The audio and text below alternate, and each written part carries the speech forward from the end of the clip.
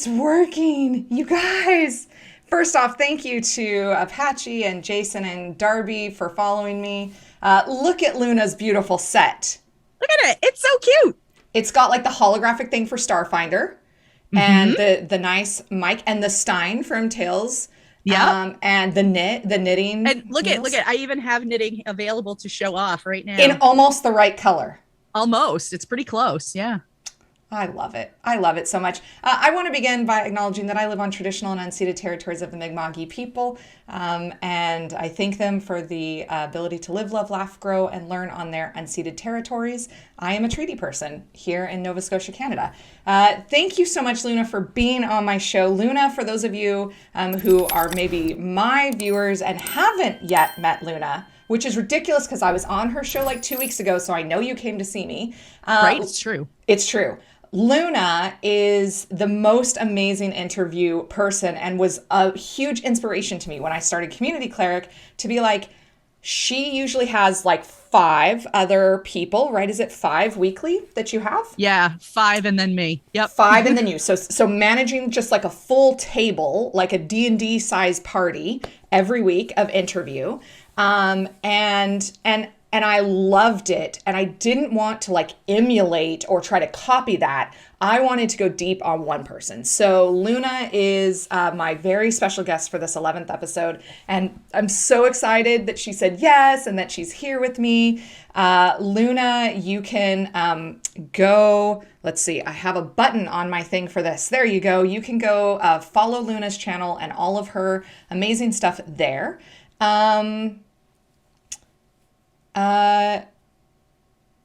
Yes. And so Community Cleric every week has a different amazing woman on it to talk and highlight women in gaming. And it's a large part because of the amazing stuff that Luna had done that inspired me to do this. So, Aw. Luna, how did you become a nerd? Well, it all started way back in the day. Actually, no. I admittedly will tell people that I was very, very late sort of embracing my nerdhood. I did not grow up in a nerdy household. Like, I grew up knowing what Star Wars is and somehow managed to one of my friends growing up, my mother's best friend's son, I ended up turning him into this massive Star Wars nerd. And you think I'm kidding when I say massive. Like, we're talking like he's the one with the boxes of toys pinned up on the wall type Star Wars nerd. He's done like Star Wars podcasts and stuff. So like, I'm a casual Star Wars fan. He's like hardcore. So like, I grew up with that kind of stuff, but I didn't get into like gaming until I was in my early to mid 20s. Although I always sort of was like, I think I'm a nerd because I was like always into fantasy stuff growing up, not growing up, but especially like once I hit high school and whatnot, and, sort of had more of a say in like the books I read and, the movies I partake of and that sort of thing. And then when I was in my early 20s, I started dating a gamer. And that was sort of like when I was like, had like this whole self exploration revolution of getting into all of this nerdy stuff. And so started playing video games. And the first game that I really like heavily got into was Jedi Academy. Jedi Knight, Jedi Academy, played in a large group with my then boyfriend and like this whole group of his friends. And it was like hardcore. Like, you would go in and they had a ranked system. And, when you were starting with them, you came on as an apprentice and you had a master, and like, it was intense. And then from there, just sort of branched out into gaming. And then finally, once I hit the Dragon Age franchise, I think I played the first one about 6 months to a year after it came out. And I was like, oh, yep, I'm a gamer now, And then I started playing TTRPGs when I was 26. Yeah, like right in that ballpark. So, yeah. There is a direct kind of fantasy book and movie to nerd pipeline of the women that I have interviewed. And Also very much a, like partner got us into TTRPG. So very true. I was a theater nerd and I was usually an actor, but dated the techie boys from backstage and they were all TTRPG nerds. And so like, I remember them bringing me over to like hang out with them one night and they were playing, I want to say it was 3.5. Definitely Thaco was a part of it. And they were all like very, very smart math nerds and stuff. So min-maxing was what they enjoyed at the table. And when they were like, you know, you get a character, that's all I needed to hear. You get a character. I can do character. I'm an actor. I can do that. That's fine. And I didn't love the table, not because they made me feel excluded or gatekeepy or anything. They were quite eager to have me play. It just wasn't the right table for me. And so it took me years until I met my now husband, who was a like role player to the point where they just didn't even use a rule set. It was just all role play theater of the mind, and they just worked together. And so, you know, and that was too extreme. I love dice. I'm a dice goblin. And so like, you know, yes, we'll get to those in a minute, but yeah, definitely that. So what fantasy and movies and books, like what were your things that you enjoyed? So anybody that knows me even a little bit knows that I absolutely have a thing for dragons, which really came out of nowhere. But like when I was in high school, I really, really, really wanted to get a tattoo on my ankle of a red dragon with its wings opened around my ankle and that like the tail going down onto the top of my foot. I still don't have that tattoo, but I still really want it. And then I, you know, when I was getting a little older, like, you know, kind of the typical nerdy stuff, Lord of the Rings and The Hobbit and that sort of stuff. And then like, you know, getting into, you know, some of the other stuff that's kind of in that same vein. And then, you know, earlier in my 20s, Harry Potter and, you know, as one does. And, yeah. And then from there, you know, it was just sort of like, okay, what's the next nerdy thing? What's the next nerdy thing? Yeah, it was mostly the fantasy stuff, some sci-fi. I mean, I enjoy sci-fi. I just didn't take in as much of it. Yeah, I was the sci-fi. My grandpa raised me on a steady diet of Star Trek. And Nice. so like and the fantasy I have aphantasia. I can't make pictures in my brain. So fantasy I really struggle with unless there is something concrete. But like Knight's Tale, come on. Great movie. Great movie. Yeah. 13th Warrior, Gladiator. Yes. Lord of the Rings came out later after kind of Yep. those movies had come out. But those movies for me was like, oh yeah, okay, there is deep good, you know, it's not kind of junky, you know, trashy stuff. Although now, as an adult, as a mom, I think you can probably relate to this. Like, I don't need to see deep, heart-wrenching look at the human condition. I want to just watch Stargate SG-1 and Stargate Yeah. Atlantis because I need the predictability of things are going to be okay. Things can be a little bit scary. There can be a cliffhanger, a mid-season Yeah. cliffhanger, but I need the predictability of it. Absolutely. I used to watch oh god, like early 20s Vampire Diaries. And Love Vampire Diaries. right? I love it. I love it so much. But I got to the point where I was like, I cannot put myself through this every week. I don't think I watched the last few seasons because I know, like, spoilers, there's a pretty main character that leaves. Although, did you see Paul Wesley as the new James Kirk? I did. What? I'm so Right? excited. I'm I so know. excited. Yeah, Vampire Diaries. Buffy was huge for me. Like, because I was 16 when Buffy came out, and I was Yeah. like, "Oh, this is amazing." You know, such good stuff. It was so important to me.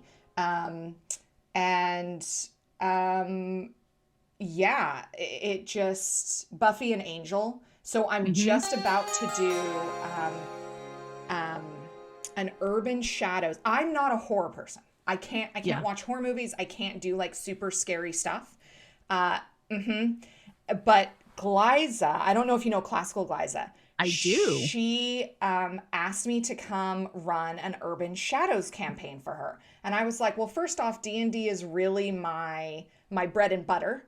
I don't really have time to learn other rule sets, but Tav or not, got me in to Hmm. play a one shot of Blades of the Dark for the Texas Trans Right charity. Yep. And I was like, okay, well, Powered by the Apocalypse doesn't seem so overwhelming now. And so I've agreed to do this one shot for Glyza. Or sorry, it's not a one shot. It's a series, but it's only once a month. And Yeah. I'm going to be the storyteller, but we're not going for horror. We're playing it as if it's a TGIF mid-90s sitcom. Oh, fun. Uh which I can do. That's well within my wheelhouse. So I'm super Yeah. excited for that. Hi, Anne. It's so good to see you tonight. Thank you for coming by. Um, okay, so now we know how you got into TTRPG. We know how you became a nerd. How did you get into streaming? Okay. So there's a whole history here. So when let's see. So I got divorced in 2018, and there that really was sort of the, I don't want to say it was the catalyst, but um got divorced, moved, sort of like was in that, like, I need to figure out who I am again, and like, that sort of finding yourself piece that happens when you have a major life change like that. And um my local group was still playing, I actually just joked about this on Tales from the Tavern the other day. I kept the D&D group after the divorce. And so my local group was still playing, and in probably the fall of 2018, I don't remember how I stumbled on it, because I wasn't a super active. Oh, I do remember how. So I go to PAX East every year, and I have since 2012. And so there was a group on Facebook, and there was a casting call in the group for a streamed game. And I was like, why not? Like, I'll throw my hat in the ring. So I did, and ended up getting the seat because I was one of 3 women that applied out of like 20 people. And so they were like, guess what? You're in. And I was like, sweet. And ended up at a phenomenal table, like just really fun people to play with. And the show, like, the person who was putting the whole thing together knew a lot about streaming, knew a lot about the technology, was really into making sure that he put out a high quality production. So we had phenomenal art, got into making sure everybody had really good mic quality, all of that stuff. And so that was sort of what launched me into it. And then through that, met a lot of, like, started to just learn more about Twitch and streaming and variety streams and this, that, and the other thing. And so then I got into variety streaming on my own channel and continued to play on this other channel, which is where we ended up eventually after, I don't know, 6 months, 7 months, and meeting a lot of other people. Cause then I also got really active in the TTRPG Twitter sphere. And after starting to really meet a lot of other people was when I got the idea from Tales for the Tavern. And so that was sort of between those two things, that was really what kind of launched me into streaming. And then I just never looked back. So here we are. And you were saying Tales from the Tavern's on its third channel. It's It kind of is on its third you've followed channel. it around. Yeah, Uh, that's kind of cool. That's exciting. it is exciting. So the first channel that it was on, more or less imploded. Hmm. And so thankfully I had had a conversation um, before that happened, that I had started to have a falling out with the guy that was running the channel. And so fortunately he had said, if you want to take Tales from the Tavern and go somewhere else with it, by all means, I will give you everything. And I said, okay, great. So I did. When the channel shut down, me and a bunch of the other people that were playing in streamed games on that channel basically took a couple months, got our shit together, and started up a new channel.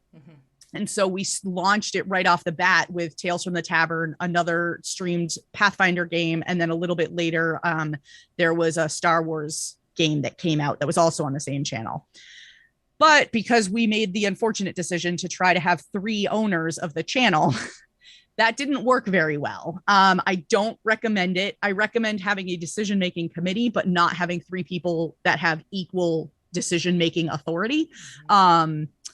It just didn't end well. And so again, I basically said, I will buy out all of the assets from Tales from the Tavern from the channel, and I will take it to my own channel. And finally, we ended up just saying, you know what, we're going to just shut this channel down too. So we did. And 2 weeks later, I had my art redone. I had my intro redone, and we launched it again on my personal channel. And I just said, you know what? I'm done trying to put this on other people's channels. This is my baby. It has been from the start. There's no reason why it shouldn't be on my channel. And so I sort of jokingly said the first few weeks that it was on my channel, that it was kind of like bringing it home, which is where it should have been the whole time anyway. But I wasn't confident enough in my own abilities to run it on my own channel. And then finally I was like, I can do this. Like, why should I run it on somebody else's channel? So, so now I run it on my own channel. We've been there for almost 30 episodes. I have the 100th episode of the show in general coming up in May, which is super exciting. I've got a really awesome crew already lined up for that. There's going to be some giveaways and whatnot. And so a lot of the fun stuff that, I had from other channels, I've sort of taken and brought with me, and it's going to be awesome. That is so awesome. And so exciting that you have like that experience and that you have that confidence in yourself. I think when I was on last summer, it was on your channel. So it must've been just right after you moved it. It probably was, because we moved, I want to say I moved like in September. So it was like late August, early September. Yeah. And I was on in August. So it must've been like one of the very first ones that you did. It was, as much fun then. I got to meet Bees, who I'm just like the hugest fan of. Oh my God, he's so fun. Oh my gosh, just so funny. I would love to see a Alice in Wonderland one-shot where him and Noir are twins, because I think that is the chaos that 2022 needs. They have similar but also different enough play styles that I think that would be hilarious. That would be so funny. It would be so much fun. I have Bees coming back actually for a fundraiser episode in June, and we're going to be eating a lot of hot sauce, and I am so ready for this. I am more ready to watch Bees during this stream than I am anything else for this. The whole group is going to be fantastic, but I am the most ready for that. That is, I cannot wait to see that and to watch that. So you talked a little bit about Pathfinder. Mm-hmm. And I've got your little hologram up there. What games do you play? What other and console and video games as well? What do you play? Well, let's see. So currently I am only playing a Starfinder game. That's my only thing right now. I'm doing a short little campaign. It's great because it's all first time players. It's a first time Starfinder GM. So we are having a blast behind the scenes. So that I've been playing Pathfinder First Edition. I haven't played that in a while, but I did play that for about 2 years in 2 different campaigns. Let's see, D&D 3.5 is where I started, skipped 4th edition, played D&D Next before it became 5th edition, played 5th edition. I played not a lot of 5th edition, actually, a surprisingly little amount, mostly one-shots and whatnot. The Quest RPG, Aether and Steamworks, Fate Accelerated. Oh my goodness. So many. Like Every such a time I good start thinking variety. about it, I'm like, I know I'm going to leave stuff out. The Yeah. Dragon Age system. Um, yeah. So for It's TTRPGs, I try to play a little of everything because I just like trying new systems. Um, and like, finding the stuff that I like. Savage Worlds, that's another good one. Um, and then as far as like video games go, I have an Xbox. I don't game on that as much because I also have a 14-year-old who likes to play Fortnite. right. So Yep. so she mainly uses that now. But I have used that for, some games in the past. Actually, when I first started streaming, variety streaming on Twitch, I streamed from my Xbox. Um, and then but primarily I've always been a PC video gamer. So let's see. Currently, I have installed Cyberpunk 2077. What do you think of Um, it? Because I don't have it, partially because like I love Keanu, but I've heard, the stories. yeah. So I didn't buy it until after the huge patch came out recently. So I haven't experienced any of the bugs that other people had when they first played it, but that was partly by choice. As excited as I was for the game when they first, when they were making it and they announced it and everything, I am glad that I waited. I typically don't.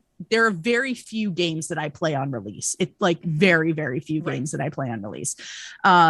And so I was glad that I held off on that one because of all of the horror stories of the bugs and stuff, but I haven't encountered any. That's awesome. So far I am enjoying it though. I am not as far into it as I really should be for how long it's been installed on my computer. But Look, but no judgments. Like you have so much going on, and you're a mom, and you're it's like true. killing it at the gym. If you're not following Luna's Twitter, like it's she's killing it. I I'll like I play an absurd amount of Minecraft.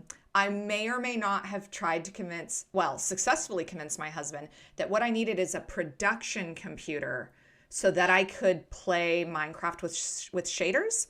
Nice. We spent an incredible amount of money on a Minecraft computer that can also do production, basically, is what I'm trying to say. Yeah. Love Minecraft because I have a bingo mod where you just like run around the world and have to get your There you bingo go. card full. The dopamine hits alone are just it's everything for me. But for console, Animal Crossing, love Animal Crossing, and Elder Scrolls Online on my PS4. Yeah.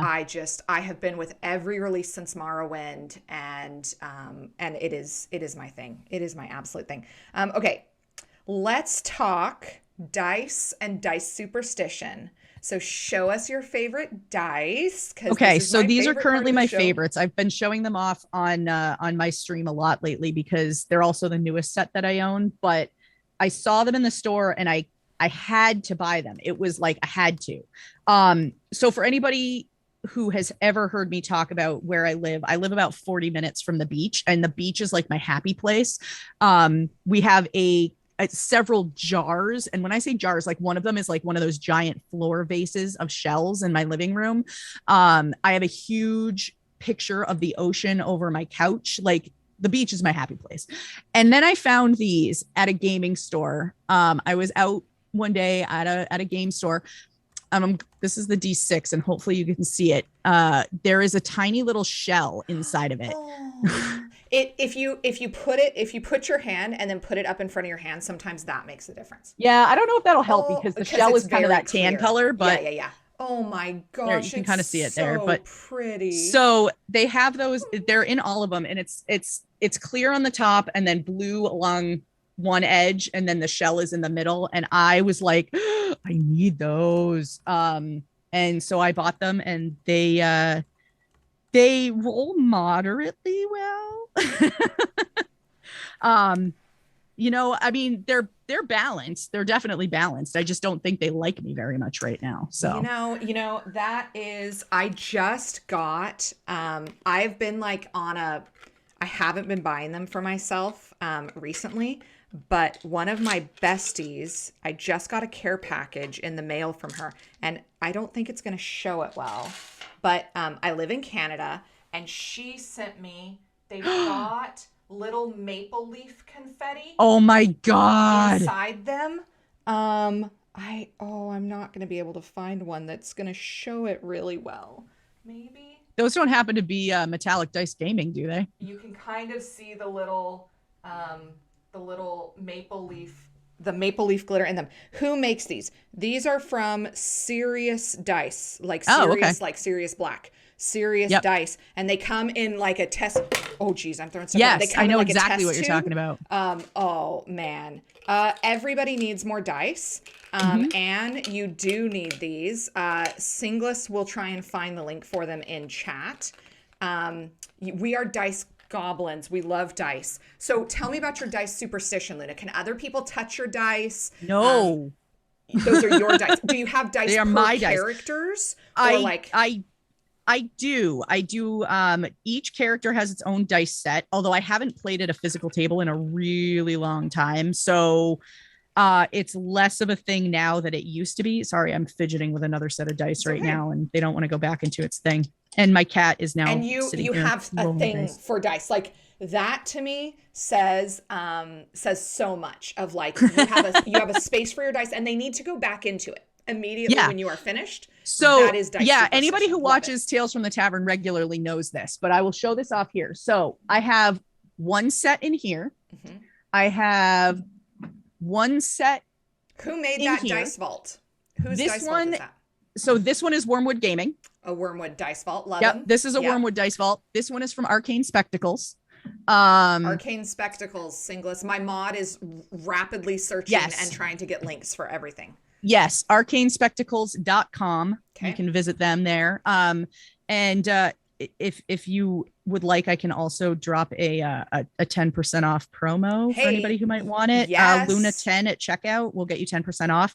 However, I do recommend that you check their site. I don't know if they are part of the Etsy strike right now. So just something to be aware of. They may have their shop in vacation mode right now. So fuck Etsy. Let me just say this. Come on, seriously. You guys.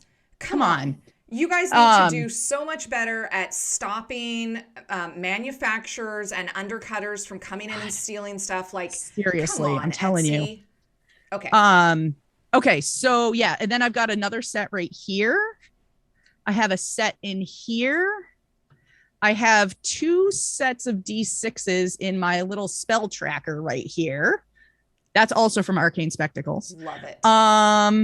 Those black ones are gorgeous. Hold one of the black ones up. I want to see those. So these you can also get from Arcane Spectacles website. They're like the obsidian, the raised obsidian ones. So they're black and purple, actually. The purple doesn't show up very well because it's in really, really small. But they're black and purple. And then they also have like a black and orange or something.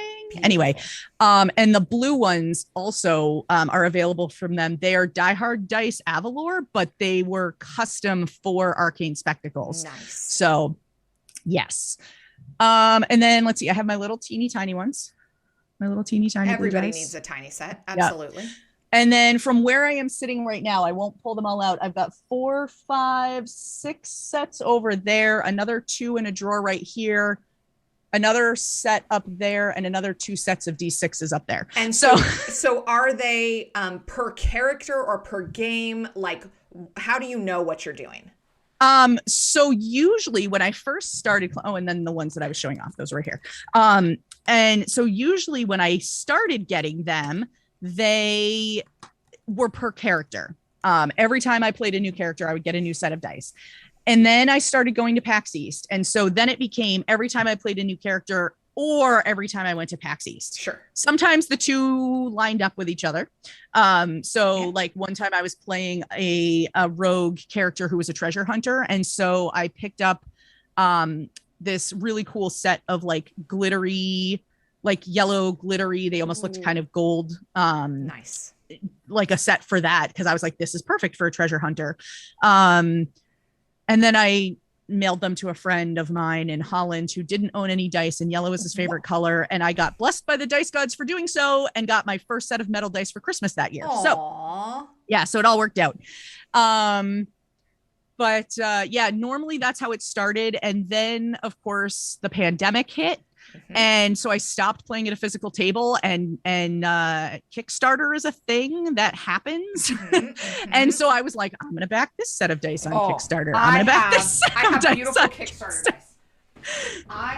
These are from the Kakapopo trading card game. Ooh. But look. Love. Come on, camera. Come on. No. Is my camera going to focus? No, it's not. They are so gorgeous, but they stay in the box because you can't read them. Oh, yeah. But they look like this. Okay, so this is going to sound awful. I'm sorry. My husband's a member of the Green Party. But no, come on. Oh, I wish that they would show. They look like an oil spill on water. Yeah. You know, they've got like that. They're really gorgeous. So they sit really beautifully on my shelf, but I don't use them. Yes. Well, that's like, I have 3 sets of metal dice now, and I don't use them because they're metal dice and they're heavy and like they're loud. And but like the set that I keep in my box from Wormwood Gaming, I was just showing these off on Tuesday night. They're color changing. So they are blue. Shift. Love it. Yeah, they're blue right now because it's kind of cold. We were talking about that before the stream. It's kind of chilly here today. And if it were warmer, or, you know, my hands were warmer right now, they would turn purple. So they're like a movie. Very cool. And that's my cat, Molly. Oh, this is Molly. Hi, Molly. She's waiting for treats. She knows that I'm streaming, so that means there has to be treats, but she'll have to wait. So yeah, so those are my color changing ones, and yeah, I don't use them very often because they're really heavy. Yeah. But I do have occasionally, if I do decide to use them, I do have a what do you call it? Mouse pad that I roll them on. So I got the Critical Role spell scroll thing, the dice mat, the leather dice mat thing. My husband got it for me for Christmas a couple years ago, and because I have a glass desk. Can I just say how weird this is? The most beautiful desk. It is perfect for streaming. It's the right dimensions. It is a gorgeous desk that was designed by Bobby from the Brady Bunch, who's like a really impressive furniture designer now. Who knew? Bonjour, Donjon Matter. Comment ça va? That is the limit. You have reached the limit of my Canadian French, friends. But yeah, so I have to have a dice mat, even if it's resin dice, because the glass echoes everything. I would have to anyway, because the sound of the dice hitting the glass like alone would just make me crazy. It's like, ugh. Totally. Yeah, this roll up is a dice mat. Oh, it's so beautiful. So yes, this is my Dragon Age set. So it came as a set. For anybody who is familiar with Dragon Age, that's the symbol of the Grey Wardens. And they came also with a metal set that has the Grey Warden emblem on the 20. So yeah. So that's where those live. Is PAX this week? Next weekend? Are you going? Of course I'm going. Yeah, I'm going Thursday and Friday this year. Normally I go all 4 years. All 4 years. On that too. All 4 days. But I can't this year because I have a teenager, and my teenager is taking a school trip over April vacation and leaves that Sunday. Right. So I'm going down Thursday. I have a hotel room with my best friend. She and I stay together every year. And I'm super excited because I've already scheduled like all these times that I'm going to hang out with different people from, various areas of the TTRPG community. Saturday morning, I don't have a pass for PAX for Saturday, but I'm staying overnight, and I'm getting breakfast with Shannon Roby and her husband, and Shannon's DM from Paradise Productions. There's a whole bunch of people that I'm super excited. Atomic Zero is going to be there. Who else? And then just, like friends in general that, people that I'm like, you live 40 minutes from me, and yet I only see you at PAX. So it is what it is. We, I'm a school teacher, and my spring break is past. It was like March. Right. And so like it's not, and Boston is, and I'm Canadian, so there's like that extra flight tax. Yep. And Boston is like a 15-hour drive. Like that's not reasonable for me to get to and stuff. Yeah. But when I lived in Vancouver, we would go down for PAX Prime and Emerald City Comic Con in Yeah. Seattle. But this year we're going for the first time to Gen Con. Oh, nice. That's We've never I'm been. I've never been to a convention with my husband and my daughter. The ooh. last time that we had tickets for the Capital City Comic Con, which is in Victoria, BC. And everybody should go to. It's a really good, like small little con, like what Dragon Con was like 20 years ago. Like it was, it's just a little homegrown thing. And we were going, and then from Victoria, we were flying to China for the rest of spring break, which is where my mom lived at the time. And I threw my back out, and we couldn't go Oh. because if I went to Capital City Comic Con, I couldn't have gone to China. And China was clearly the bigger deal in the process. So I've never Yeah. taken my family. So, I was like, guys, I think we should go. What do you think about going? I have some friends who are going to be there, lots of friends in the area. And then, my husband and daughter both surprised me by being like, of course, they're very nerdy. They didn't surprise me by saying yes, but they were like, we would like to cosplay, so we need to start arranging that. And I was like, Yeah. yes. So my daughter is really into Genshin Impact and Five Nights Mine at is Freddy's. too. Teenagers. Right. So yes. So there, she's going to dress up. She's picked a Genshin character. We're going shopping in Halifax to see what pieces we can put together for her. I've got to keep this on track because we do not have much time. This hour flies by every week, but especially with you because you're just so easy to talk to. Do you prefer to DM or to play? Play. Hands down. I Really? DM'd once. It was a horrifying experience and I Oh have never done no. it since. Yeah. Yeah, it's funny because it's come up a lot recently on my own show. And yeah, I never really talk about the circumstances, but suffice it to say that I was at a very unsupportive table and just had my game ripped apart, like right in front of me. And I was like, I am never doing this again. And I never did. And so, I mean, it's been 10 years at least since that happened. And so people are finally like, like you should really try GMing, and so basically somebody, a friend of mine shoved a copy of the Pathfinder second edition beginner box and said, okay, when you going to GM it? And I was like, son of a, so I don't really have an excuse not to anymore. But yeah. I am But yeah, I so definitely, sorry. I mean, sucks.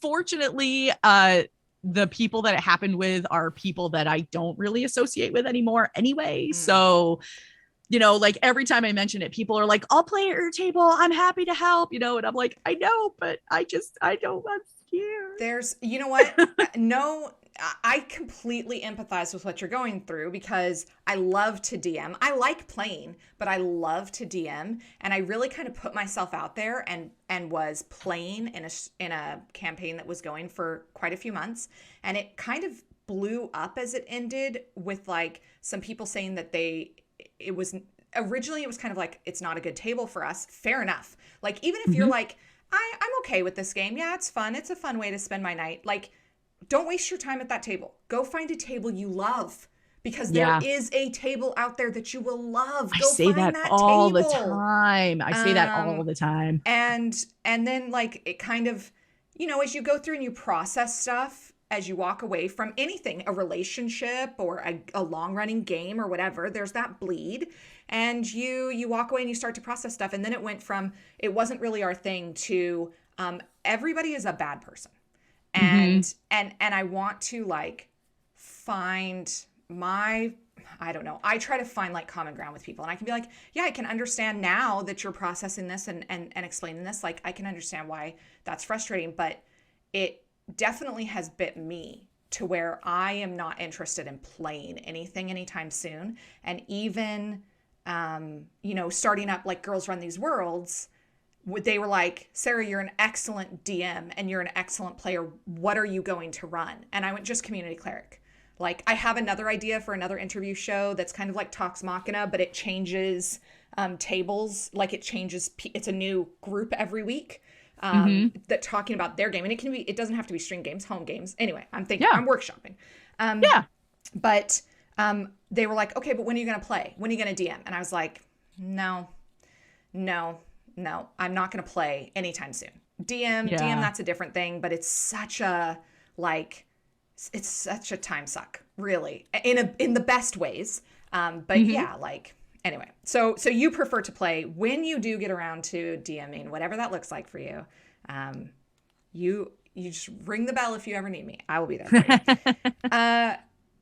What is, have you ever played Vampire the Masquerade? So no, but there's a caveat here. I played a Savage Worlds World of Darkness crossover. What? So it was the Savage Worlds rule set with the World of Darkness lore. Okay. And so of course we appropriately called it Savage Worlds of Darkness. And that was a blast. That was so much fun. It was a really great table. The only reason that I had to walk away from it was literally scheduling issues because I was involved in 4 streams at that point. And I was like, I'm a bad parent right now. I need some time to back away. But oh my God, was that game fun. My character in that one was a werewolf. I was the only werewolf in a party of almost entirely vampires. And she was just the biggest bitch ever. Love it. Oh my God. Love to hear it. It was so great. Like, she just would come in and was just all like, but it was all like that teenagey attitude. Like, I don't want to be here. I hate everybody.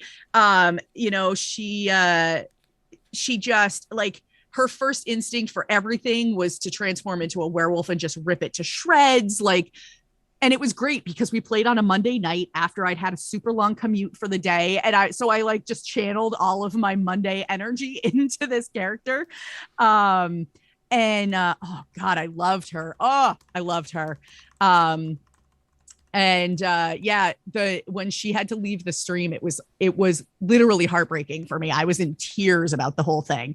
But the way that I left, because it was a streamed game, but the way that I left happened off stream. We had a private Discord channel that, like, we could sort of RP little things in if we needed to. And so that was where she left. Oh. And so what had happened in the episode right before she left was there had been a massive combat. Somebody's weapon had jammed, broken, something like that. Anyway, their weapon was rendered useless. She never used her. She had a Glock or a 9mm or something like that. And she never used it. So, she gets up, everybody else is sleeping. They're in the middle of New York City, and she just leaves her gun and a note on the bedside table of this character and just says, "You can use this more than I can." And she just left. Oh. And it was like, oh my God. Oh, so yeah. That is, I've only had one actual send-off for any. It was 2005, and it was a play by email, like Yahoo Groups play by email. And it was Star Trek. We were in the DS9 world. I played a Bajoran. No, we weren't. It was kind of like a Voyager idea. It was set in the original series timeline, but we were wormhole portaled something to Andromeda. I don't know. I came into it like after they had started, so I don't know how I got there, but whatever. I was a Bajoran. I love the Bajoran. I think they're just the coolest. And eventually, like, I had gotten married and I had moved and things were changing for me, and I just wasn't finding the time or anything to do it right. And we did this whole like subplot of her getting ready to leave and how that worked, and it just like wrecked me for a long, like, I still think about that character. Is there any game systems that you haven't tried that you want to? Oh, yes. Um, and of course I can't think of any of them right now. Okay, Um, I'm going to give you some time to think. Let me say about this one that I'm play testing right now. okay. It is called Arcana Familia, and it's by Uncelia Aurora on Twitter. Is the co-writer, and it doesn't use dice. And I didn't realize that when I agreed to play test it, because that probably would have been like, I'm out. I'm here for the dice. You play blackjack to determine how successful you are. You play against the DM to determine how successful you are. And Oh, like, holy smoke, it's like a post apocalyptic. So you get all of that beautiful, like cyberpunk, neon, matrixy style. But it is a like kind of like a CSI style game. hmm, You are part of the Arcana Familia, which is like a worldwide Interpol that looks into like eldritch horror shit that goes on around the world. that's cool. And you play blackjack. I'm play testing it with the authors, doing the first English play test. I didn't even know like I was their first English because they're so good at it. It is so much fun, and I yeah, I'm super stoked. And they're writing a Firefly RPG that uses a similar mechanic, and I'm Oh, here for it. I love Firefly. So yeah. okay, which systems do you So want to try?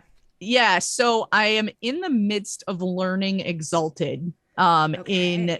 In the process of to join a currently running non-streamed game, which again, like Sure. I'm here for that right now because streaming is great and fun. But I only have so much capacity for that in any given week. So so if you've never seen the rule book for Exalted, it's over 600 pages. So somebody sent it to me and I went, I'm never going to read this. And they went, that's okay. I'm going to walk you through it. And I was like, okay, good. Um, so there's that one. I would really love to try Dread. That's the one that uses Okay. Jenga blocks. Yes. So I think that would be a lot of fun to play. Let's see. I would like to get into, because I only got to do it as a play test, but I really want to play a longer game of Inspiriles, which Yes, the is ASL game. yes, for anyone who hasn't seen that, you learn sign language as you play it, Yes, and which it's is very so like cool. changeling and fairies. It's like Yes. fae based fantasy. Yeah, and it's Oh, meant to be like a family oriented type of game as opposed to yes. like an adult or, something like that. So, um Yeah. yeah, it's really cool. The creator, I've had the creator on as a guest on Tales from the Tavern a couple of times, and he's super, super nice. Rich, I, right? yep, yep. I backed the Kickstarter for Inspiriles, and then I backed the second Kickstarter for Overisles, which they just started sending out rewards for that. I had it in my email when I woke up this morning, so that was pretty neat. And yeah, so those are like the big ones that I can think of right off the top of my head. And then I actually haven't tried Pathfinder second edition yet, Okay. because I was playing 1E when 2E came out. And so the games that I was in, we just said, wow, we'll just stick with it. Um, so I would like to try that because I've heard a lot of really good things about it. And Yeah, now Pathfinder D&D 5e. They're I releasing a know. bunch of like D&D 5e that's such a good marketing move. Like I why know it would is. you, if you've got the lore, why Mm-hmm. not create it in as many different systems as you can? I think that's brilliant. And the other Mm-hmm. big news that came out this week was Hasbro and Wizards of the Coast just bought D&D Just Beyond. bought D Beyond. Yeah, I saw that yesterday. $150 million. Right? Get it. Brilliant. So, of course, now the Get big it. epic question is, can you get a No. book and the digital No, content? no. And let me tell you why. They are going to sell versions of the book that also Right. unlock, but it will be more expensive because Oh, they did totally. not drop 150 million to give away a bunch of content for free. Mm-hmm. So they might be giving coupons. If you have this book, you can get a coupon for this. Right. But yeah, I did their super secret, like I can't talk about what was in the quiz, but they did like a survey of people who Mm-hmm. play and like what do you want in a digital system. And it was like I can see how D&D Beyond is the beginning stages of that. Yeah. But the other really good, like just talking about the digital supplement groups and companies, I like Roll20. I don't have a problem with the Roll20. I know it's not everybody's super favorite, and Foundry has a lot of really beautiful pieces for map making. I like Roll20, but Demiplane is it does the video piece, so you know it kind of takes like for Discord or Zoom, but it also has journaling and character. So there's a place where the players can talk to each other, which That's is cool. So the DM can't see it. That's cool. There's a place where everybody can see. DMs can whisper to the players, which is really useful. And there is a shared journal. So the DM can take their notes. And then there's also a shared journal that anybody can put information into. That's cool. It is so cool. Like, really, it is. Shout out to Demiplane. I'm excited, and they have somebody in chat had said we need a D&D tender, but Demiplane has a thing where like you take like a teen beat quiz about what's your play style, and then it matches you up with other people, and it's such a good like. It's so. I just want to take the quiz. Like you should sign up just to take the quiz. It was really interesting to me. It gives you like a net of like, this is like your net of how things look like for you. It's really cool. It's very cool. Who is inspiring to you? Who do you look to in TTRPG? Women in particular, but it doesn't have to be, that inspire you. Yeah. So two people that come to mind, actually there are three that come to mind right off the top of my head. The first one is Star Shinobi. She just is super sweet, tells a really good story, is just, like constantly thinking of really cool stuff, and I just admire that, I admire her as a person, but I just admire her ability to, to really like, I had the opportunity I wasn't playing in it, but I was producing a stream that she was GMing, and so it was great because I could really like sit there and pay attention to what she was doing and like how she was doing it. And so it was just really, really fun to observe that. The other people that I would say are David Tilstra, who is just phenomenal role player, phenomenal DM, does amazing voices for everything. I don't know how he comes up with half the stuff he comes up with, but he's the type of player that makes me want to be a better role player. Right. Anytime I've gotten to share a table with him, I feel like it's been the best game I've ever played. So yeah, he and I have had a lot of fun. We tend to create characters who are like, either siblings or long lost siblings or things like that a lot. So that's been really fun. And then another person that I really admire is TT Benjamin on Twitter. He is the GM of the Lawful Great Adventures podcast, and just like puts together this world that if I didn't know any better would think was an actual place that existed, because he spun this whole world together completely on his own. A 22 god pantheon, I mean, it just blows my mind. I'm like, how do you do that? How do you do? Where does it come from? Yeah. So those are probably my big three. I just adore them, They're so cool. They're so cool. I love it. We've linked them all in chat so everybody can go and follow them. Take a second. I've linked Luna and myself there. Give a follow all the way around. If you're here, please follow the channel. Go to Luna's channel, follow Luna, follow all of the amazing, inspiring people, because we're all about that positivity. What is next for you? What do you have going on right now? So, as I mentioned earlier, coming up in May is the 100th episode of Tales from the Tavern. So that will be a big thing. I'm going to take a little break after that, but I'm not going to be not working because I'm planning 2 fundraisers because I have a death wish. And so the biggest things that I have coming up is May 8th is the 100th episode. I have a great crew coming on for that. Like I said, we're going to have some giveaways and that sort of thing. And then I'm taking off the next few weeks of May, so that I can sort of, just enjoy some downtime and work on planning these fundraisers. Then we are coming back on June 5th, the first Sunday in June, with a super fun group. Oh my God. And we are doing a fundraiser for World Central Kitchen. So for anybody who isn't familiar with them, they provide service all over the globe. Most notably right now, they are feeding Ukrainian refugees all over Europe and doing a phenomenal job at it. And like, not just feeding them like a bologna sandwich in a bag, but like really amazing looking food. That's Chef Andre. Yeah. Yeah. Yep. Come on. So he was in Puerto Rico a couple years ago after the hurricane. After the hurricanes. Yeah. And they've gone to like Brazil and they've gone, I mean, they go everywhere. So it's not just a war effort. It's really any type of humanitarian relief, and they go where it's needed. So to do that, we are doing the Hot Ones Challenge. So we are going to do a whole event where we are going to get a bunch of different hot sauces from all around the globe. We even found one from Antarctica. Awesome. And we're gonna do that, do a Tales from the Tavern while we all eat insanely spicy food and kill ourselves the next day because we're so miserable from it.